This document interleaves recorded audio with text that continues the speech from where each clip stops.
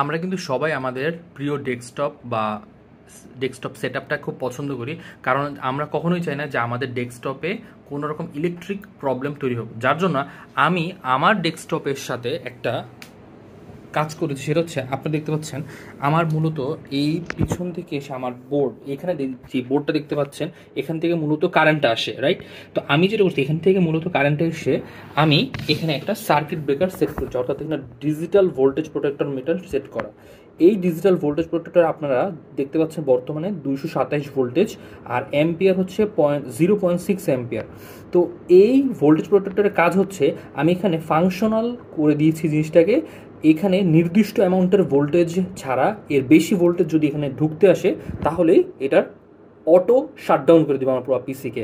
এতে আমার কোনো সমস্যা নেই, কারণ অনেকেই বাসায় ইউপিএস ইউজ করেন, ইউপিএস এর মধ্যেও কিন্তু এই ফিচারটা আছে, বাট ইউপিএস একটা সময় পরে আর কোনো কাজ করে না, যখন পুরো টাকাটাই জ্বলা যায়। কিন্তু এই ধরনের একটা সার্কিট ব্রেকার আপনার পুরো পিসিকে ওভার ভোল্টেজ আন্ডার ভোল্টেজ থেকে বাঁচাতে পারবে।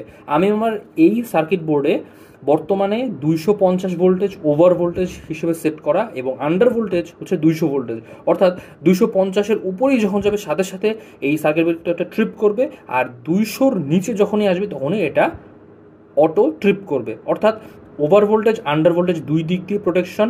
আরও একটা প্রোটেকশন হচ্ছে, এটা হচ্ছে অ্যাম্পিয়ার। এখানে আমি 3 অ্যাম্পিয়ার সেট করে দিচ্ছি আমার ডেস্কটপের জন্য।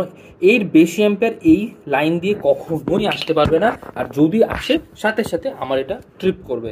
অর্থাৎ আমি মূলত এটা উপরে যেন ধুলো বলে না পারে, এই জন্য আসলে মূলত এই কার্ডটা উপরে দেওয়া, সরি।